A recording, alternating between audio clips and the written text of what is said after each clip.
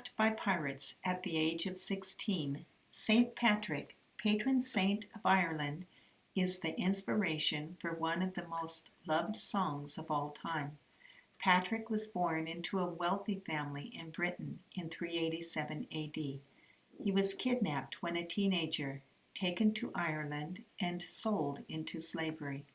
While a slave tending sheep for a high priest of Druidism, he was in continual prayer. As a result, he devoted himself to the Lord. Patrick did escape slavery and return to Britain, but he believed God wanted him to go back to Ireland as a missionary. He did.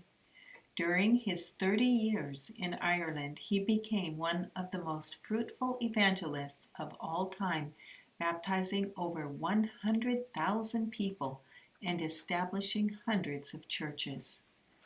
One Easter Sunday morning, St. Patrick challenged the king's decree to observe a pagan Druid festival, prohibiting anyone from lighting a flame or candle on this day, except for the pagan gods on Tara Hill. Unwilling to honor any but Jesus Christ, Patrick risked his life by climbing the highest hill in the opposite direction, Slane Hill.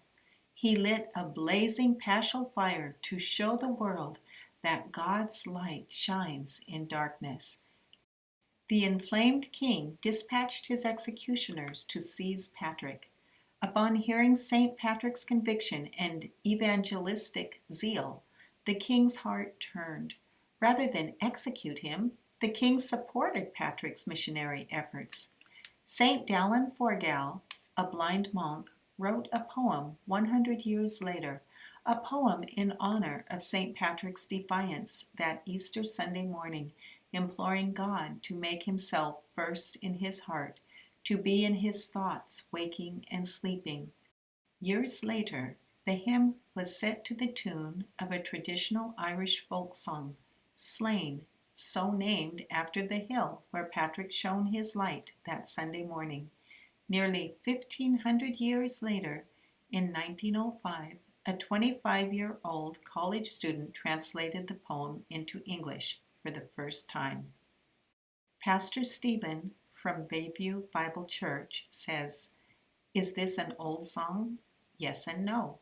Just like Forgal took dusty pages of lyrics and infused it with new life, God took us and our sinful flesh and infused us with his Spirit.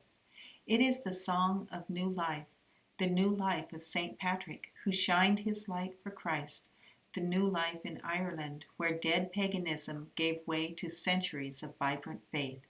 It's the song of new life in the singer's heart, where God shines his forgiveness in a sinful soul. It is the song of new life for the hymn itself, which millions now enjoy again after centuries of obscurity."